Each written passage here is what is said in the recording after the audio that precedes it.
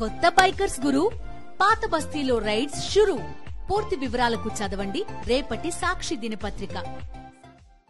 సతీ చెప్పండి, అసలు ట్యాంకర్లు వెనక్కి పంపేశారు, కల్తీ అది వెజిటబుల్ ఫ్యాటా ఇంకో సబ్స్టెన్సా అనేది విచారణలో తేలాల్సిన అవసరం.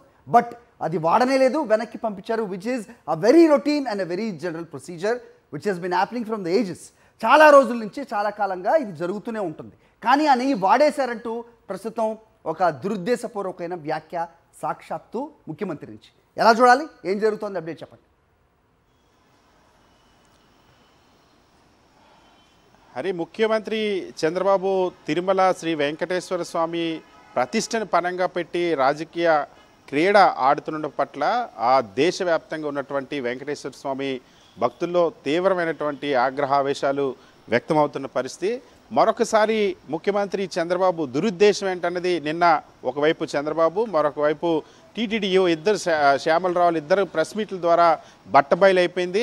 ఆన్ రికార్డ్ కెమెరాల ముందే ఇద్దరు కూడా దొరికిపోయినటువంటి పరిస్థితి. స్వయంగా టీటీడీ ఈవో శ్యామలరావు చెప్పారు, ఆ ట్యాంకర్ను వాడలేదు, ఏదైతే శాంపిల్ టెస్ట్ కోసం పంపించినటువంటి ఆ ఏఆర్ ఫుడ్కి సంబంధించిన ట్యాంకర్ను వినియోగించలేదు, దాంతో ఎక్కడ కూడా లడ్డు తయారీ చేయలేదన్న అంశాన్ని ఇన్ రిటర్న్ కూడా నివేదిక ఇచ్చారు.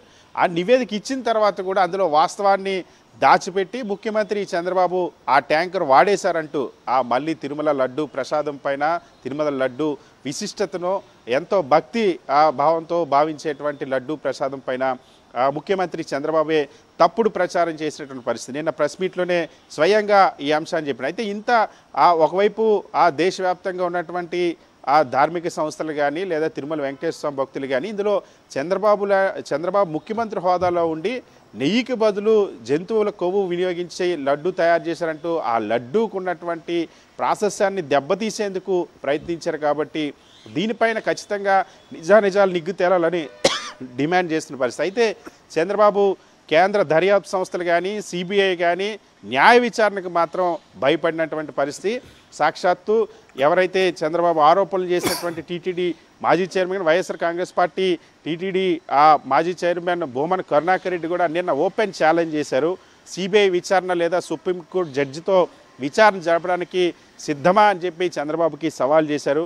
వైవి సుబ్బారెడ్డి వైఎస్ఆర్ కాంగ్రెస్ పార్టీ ఆ నేతలు కూడా సాక్షాత్తు హైకోర్టులో దీనిపైన న్యాయ విచారణ కోసం డిమాండ్ చేస్తూ పిటిషన్ కూడా వేశారు. కానీ చంద్రబాబు తప్పు చేయనప్పుడు లేదా చంద్రబాబు చెప్పిన మాట నిజమైతే ఆ తిరుమల లడ్డూలో నిజంగానే జంతువుల కొవ్వు కలిసిందని చంద్రబాబు చెప్పినటువంటి ఒక దారుణమైన అబద్ధానికి సంబంధించి ఎందుకు నిజాలు నిగ్గు తేల్చేందుకు సిబిఐ విచారణకు వెనకాడుతున్న ప్రశ్నకు మాత్రం చంద్రబాబు సమాధానం చెప్పలేదు. తన చేతిలో ఉన్నటువంటి తన పరిధిలో ఉన్నటువంటి ఒక సిట్టు ఆ ఐజీ స్థాయి అధికారులతో ఆ సిట్ వేస్తానని మాత్రం చెప్పడం పట్ల ఇప్పుడు అనుమానాలన్నీ కూడా నివృత్తి అయిపోయి ఇందులో చంద్రబాబు రాజకీయ దురుద్దేశం అన్నది బట్టబయలుందని మనం భావించవచ్చు. హరి, సతీష్, మరో కీలకమైన అంశం చాలా బాటమ్ లైన్లో మాట్లాడితే కనుక ఇది టీటీడీ అధికారిక ప్రకటన లేకపోతే ప్రెస్ మీట్ పెట్టో మాట్లాడింది లేదు.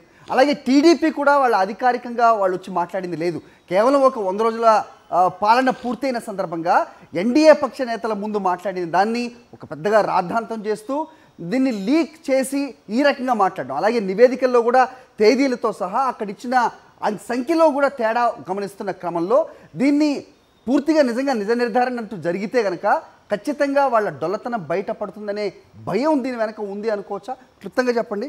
Other reporters also waiting.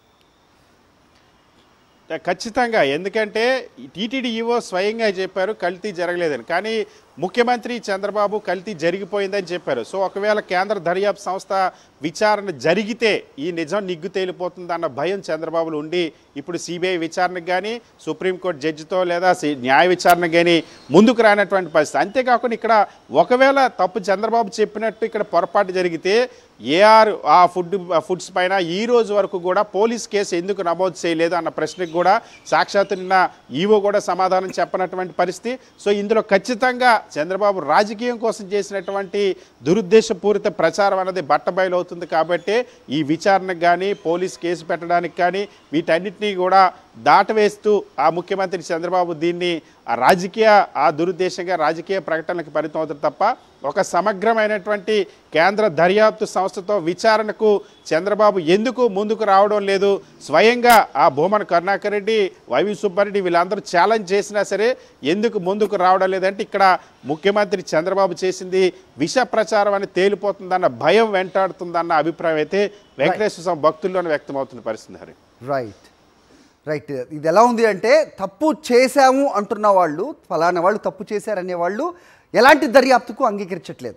అభియోగం మోపబడ్డవారు ఖచ్చితంగా ఇది విచారణ జరపాలి అంటున్నారు. ఇది ఎలా ఉందంటే ఒకవేళ ఒక సామాన్యుడు వెళ్ళి హెరిటేజ్ మిల్క్ సూపర్ మార్కెట్లో కొని అది ఎక్స్పైరీ అయిపోయింది అని పక్కకి పెట్టి అది వాడకుండా నేను హాస్పిటల్లో చేరతాను, నా పొట్ట పాడైంది లేకపోతే నా ఆరోగ్యం క్షీణించింది అని చేరినట్టుగా ఉంది. ఎందుకంటే అది వాడనే లేదు అని సాక్షాత్తు ఈవో ఇక్కడ చెప్తున్నారు తిరుమలకు సంబంధించి.